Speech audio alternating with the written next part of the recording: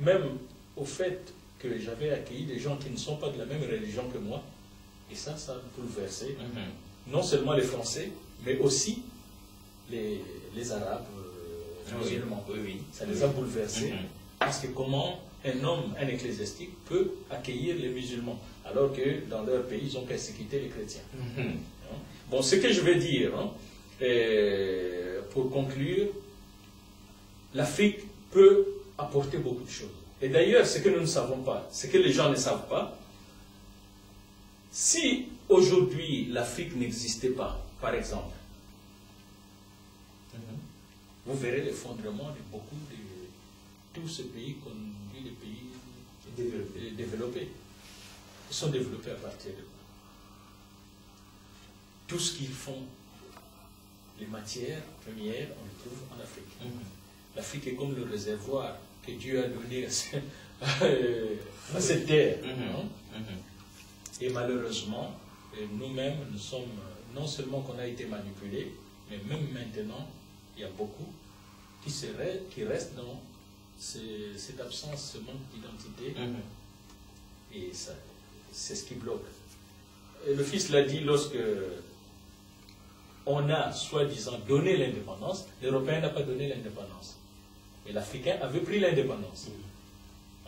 Ça, c'est l'Européen, puisqu'il avait un échec de ce côté-là, il dit j'ai donné l'indépendance. Non, l'Européen n'a pas donné l'indépendance, mais l'Africain avait pris l'indépendance. Et c'est comme ça qu'on s'est retrouvé, par exemple, au Kinshasa. Le pouvoir était resté entre les mains des jeunes qui ne connaissaient même pas ce que c'était la politique. Des jeunes de 30 ans, 28 ans, et ainsi de suite. Et puis, bon, ils commençaient à tâtonner. Mais je crois que avec l'Union africaine, qui au départ était l'Organisation Unité Africaine, qui deviendra l'Union africaine, il faut que les consciences puissent s'éveiller, au lieu d'être toujours sous la tutelle des Européens. Je crois qu'il faut que ceux qui ont le pouvoir en Afrique puissent ne pas se laisser avaler, mais qu'ils cherchent à servir le pays. Bon, c'est ce qui nous amène aujourd'hui à accepter la théorie qu'on nous a donnée autrefois. On nous a enseigné que le chrétien ne faisait pas de politique. Ça, on nous a enseigné de partout. Le chrétien ne peut pas faire la politique parce que Dieu... oui, nous étions bien prêts. Voilà. Poser cette question-là, oui, justement, oui. Oui, mais dans la Bible, si nous regardons dans la Bible, nous voyons le contraire. Lorsqu'on voit les prophètes, qui étaient les prophètes? Les prophètes étaient les conseillers des rois. Les prophètes étaient les conseillers des rois. En passant, pour celui qui se dit prophète à sa façon, qu'il sache que les conseillers, les prophètes dans la Bible étaient les conseillers du roi. Qu'il aille, qu'on le voit en train d'être le conseiller parmi les autorités. Le roi David, être un roi, c'est quoi? C'est politique. C'est politique. Lorsqu'on est un roi, on doit faire face à toutes les situations politiques de son pays. Mais nous voyons des rois, ainsi de suite. Donc, lorsqu'on n'entre pas dans le jeu de la politique politicienne, en tout cas, on peut faire la politique pour le bien-être de son peuple.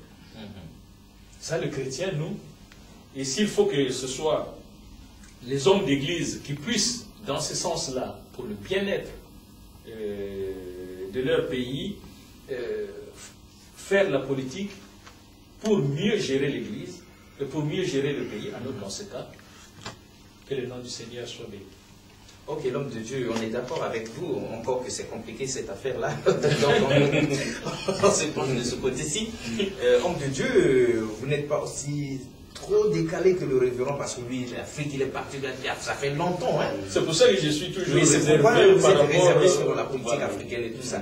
Bon, vous, c'est pas trop longtemps, trop longtemps que vous êtes parti de cette Afrique-là. Alors, maintenant, aujourd'hui, est-ce que, parce que déjà, nous qui venons d'atterrir, on a laissé au pays une grande bataille d'hommes de Dieu. Donc les uns pour la politique, les autres contre. Et il y en a qui se sont positionnés dans diverses élections législatives, locales, pour devenir des députés, des conseillers communaux. Bon, est-ce que vous pensez que l'avenir de l'Afrique, ou bien le salut de l'Afrique, passe par le pouvoir politique aux mains des hommes de Dieu, ou la conversion des hommes politiques, ou encore l'État et l'Église marchent de pair? Je vais, avant de répondre à cette question, je vais vous dire une chose. Un athée peut bien diriger un pays s'il comprend les principes du royaume. On n'a pas besoin de se convertir ou d'être dans l'église pour comprendre les principes du royaume. Pourquoi je dis ça? Je te donne deux exemples. On a eu en Zambie, je ne sais pas s'il est toujours président, on avait en Zambie Frédéric Chiluba, qui était un converti, un né de nouveau, déclaré, connu par tout le monde, mais qui n'a amené le pays nulle part. Deuxième exemple, on a eu aux États-Unis avant Barack Obama, George Bush, un né de nouveau, converti, déclaré publiquement, il a été sauvé par sa foi. Mais il a mis tout le monde sans se décider dessous, sans compréhension de pourquoi il a réussi le pouvoir. Mais quand il va dans les pays comme la Thaïlande, si je ne m'abuse pas, on a eu un homme qu'on appelait Lee Kuan Yew. Cet homme-là, non converti, connaissant pas les choses de Dieu, ne va pas à l'église. Dans moins de 30 ans, il a pris un pays qui était comme un champ. Il a sorti des pays des tiers-monde pour les mener dans les pays de développement en Thaïlande. Il a pris un pays de tiers-monde dans moins de 30 ans. Seulement, il a compris pourquoi on a les pouvoirs.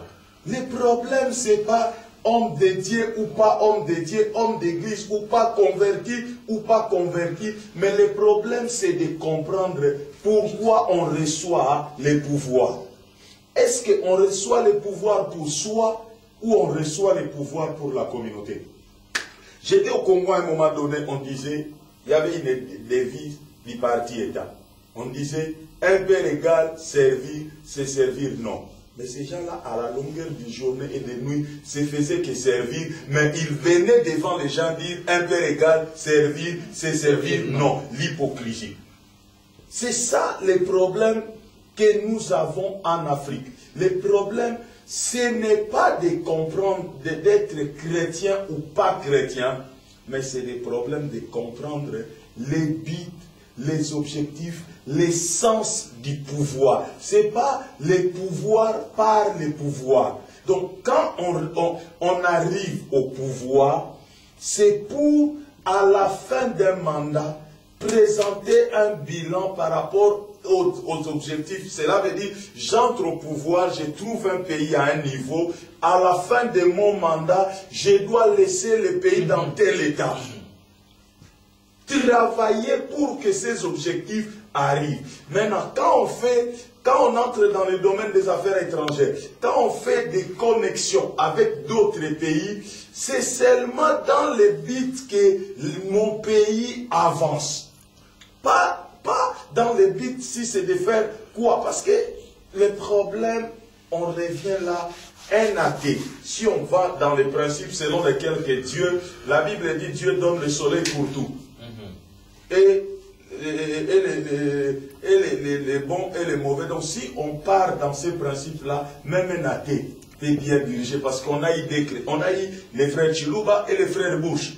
Regardez ce que le frère Bush a fait du monde. Mais c'est un baptiste déclaré, confirmé, né de nouveau, méthodiste même. Donc cela ne veut rien dire. Il n'a pas plus chercher à rendre le monde meilleur qu'à le rendre plus mal.